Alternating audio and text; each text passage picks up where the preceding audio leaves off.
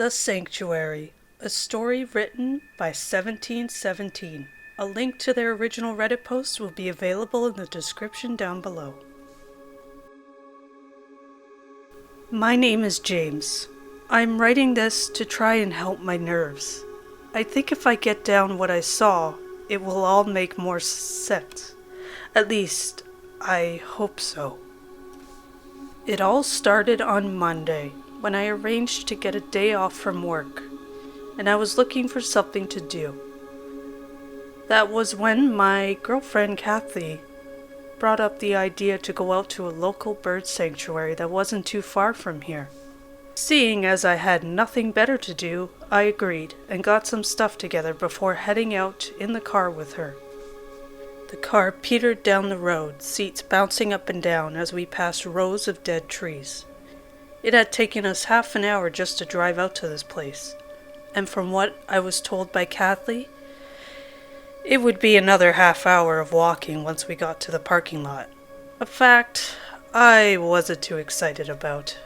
Finally, reaching the dirt parking lot, I pulled into one of the empty spots. Even though this place seemed to be in the middle of nowhere, the fact that the parking lot was full of other vehicles was promising enough.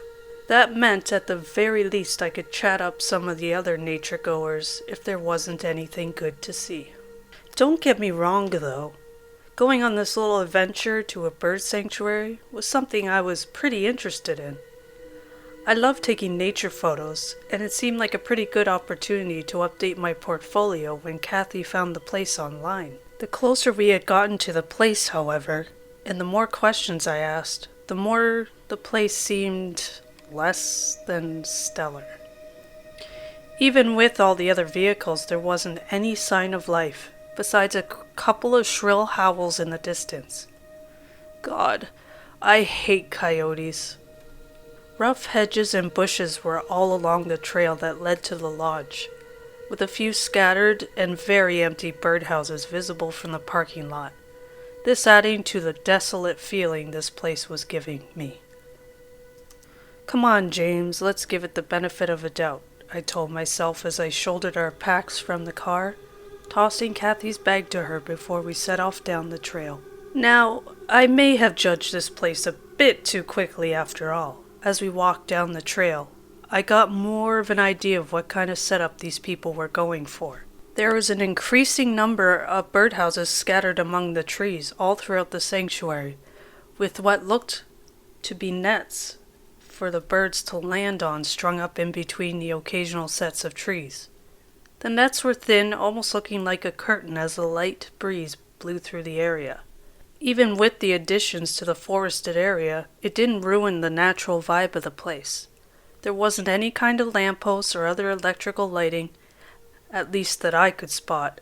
I made a mental note to myself to double check that our flashlights were working when we got there, in case we came back late.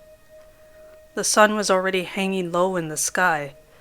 After all, streaks of orange light silhouetting the dead branches and birdhouses that surrounded us as we walked. After about 15 minutes, I heard something strange off in the distance. I was a bit confused at first, and I'll admit, a bit creeped out. It sounded like some sort of bird call, but much deeper than I was used to hearing, and quite artificial. What on earth is that? I asked Kathy, eyes attempting to spot whatever was making that noise in between the trees that stretched out all around us. The question was answered with a bit of teasing from her before she explained that it was, in fact, a bird call, done by a machine that was probably up by the lodge. They had it playing every 5 minutes or so to attract more birds to the area. Duh. After that, I didn't ask any more questions until we got to the lodge, feeling pretty silly about having asked in the first place. When we arrived, there was already a group who seemed to be gearing up to go on the tour. The lodge was surprisingly small, being only a single cabin with a concrete porch where a few picnic tables sat. There were lunch kits scattered around the tables that people were standing by, as it looked like we had missed our chance to eat. Some of them waved us over as we approached the group, making small talk as we waited for the tour to start. Many of the people here were locals, a couple of tourists being the only odd ones out. After only a few moments of waiting, someone exited the lodge from the side door, green uniform marking them as a tour guide for the evening. He explained that this would be the last tour of the day and had everyone finish packing up their lunch kits as the lodge would be closed when we got back. Kathy and I followed along as the tour guide rounded us all up and set off into the sanctuary. Even with the poor timing and long walk to get here, I have to say the pictures more than made up for it. Well, I hadn't managed to spot any birds on our way in. Whenever I got the feeling of being watched, the tour guide was quick to point out that the nearby bird was responsible, allowing me to snap a few pictures before we moved on to the next area.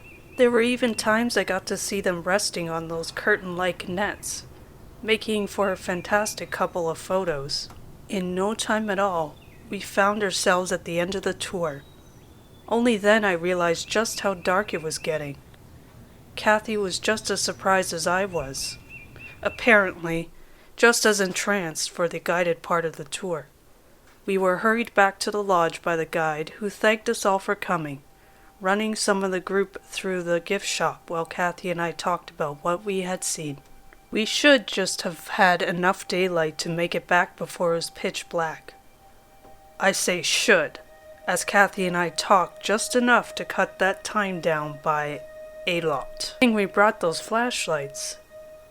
Before we left, I had an eerie feeling of being watched again, which was followed, sure enough, by Kathy spotting a nearby owl that sat perched on one of the branches hanging above the exit trail. Its eyes gazed in our direction, and I made sure to snap a quick picture as we left. I have to say that the bird sanctuary in the dark was much different than it was in the light. In the rays of our flashlights, all that had looked so nice and natural now seemed to conspire against us. The bird nets were almost impossible to spot alongside the trail beyond thin wisps of reflected light, and the birdhouses caused blocky shadows to stretch out across the trees as well. Worst of all had to have been that damn bird call that still went on as we slowly walked down the road, its low mechanical call echoing throughout the forest.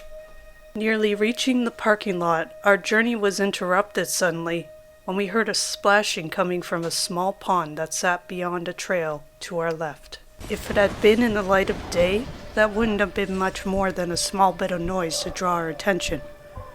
But in the black of night, our heads went on a swivel. Slowly, I swept my flashlight's beam across the pond, only catching the ripples in the water of whatever had made that noise. Then suddenly, my eyes caught movement. Light flicking back to the trail as it lit up the glistening wet fur of something small and hunched. That something was a beaver. I let out a breath that I'd been holding in, and a bit of laughter at the thing.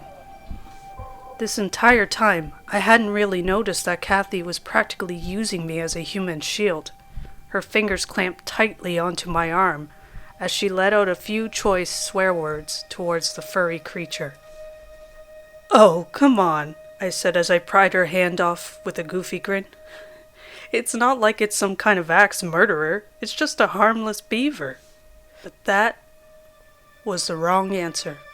I couldn't get out my apology before Kathy shoved me and stormed off in the direction of the car, causing me to drop my flashlight.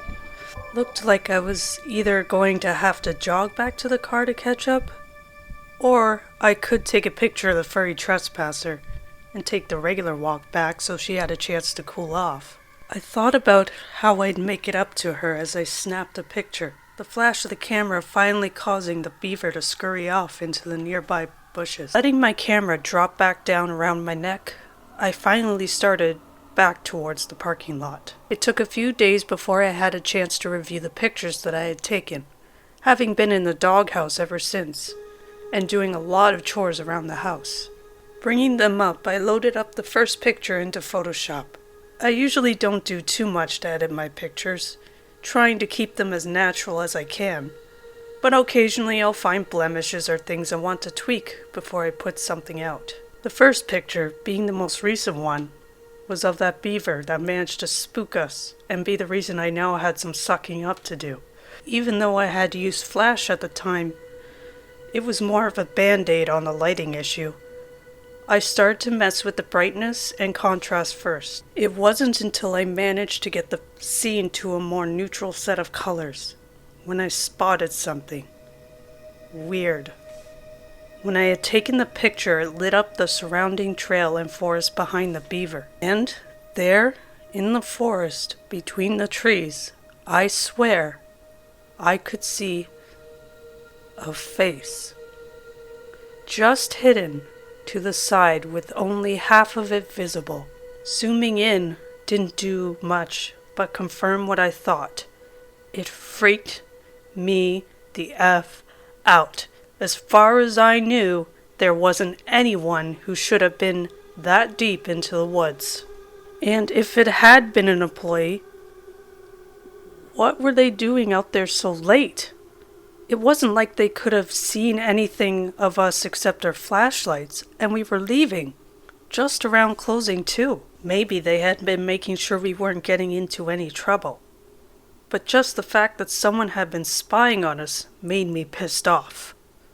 These thoughts boiled in my head as I went on to the next picture, not wanting to look at that one anymore. After just a few moments of looking at the next photo, I nearly threw myself out of my chair when I saw it again. Another face, the exact same one, except this time it was in a set of bushes. Again, far enough back that at the time of taking this photo, I wouldn't have noticed it. Hell, I think the only reason I even noticed it was because I had seen it in the last photo. This time, though, I could tell it was looking dead into the camera. I couldn't make out much of its features, but those damn eyes were more than enough. I was almost too nervous to review the other photos, but when I finally worked up the courage, I could confirm it. That same face was in every single one. Always far enough that it was hard to spot, but always clear enough to see it. Someone in that park had been watching me for the entire damn tour. This was all last night. This morning, the news reported a missing person. Someone who I recognized. A member of the tour group. Police had already combed over the sanctuary and didn't find the person at first. What they found initially sparked a redo of the area. Deeper into the sanctuary, they had come across one of those bird nets, though it seemed to have been modified. In it were the carcasses of multiple birds. Many of them looked like they had been eaten by wild animals or other scavengers, but some seemed to have marks on them of human teeth. After searching the area a second time, they found the remains of the missing person at the bottom of a pond, having been picked nearly clean. On the body, they found matching teeth marks, the same as those that had been found on the birds. Needless to say, I don't think I'll be going to the bird sanctuary again for a long time. Hey guys, thank you for taking the time to check out another narration from me. If you guys would like to have a chance for me to narrate your stories, please send them to my email, which is located in the description down below. I have a link in the description as well to a video on a super talented narrator's channel, Swamp Dweller. I was blessed with the opportunity to narrate a story for him, so if you want to hear more from me, or the other awesome narrators who are in the video as well, check it out. And that's all from me for now. I'll see you all next Monday with a new story.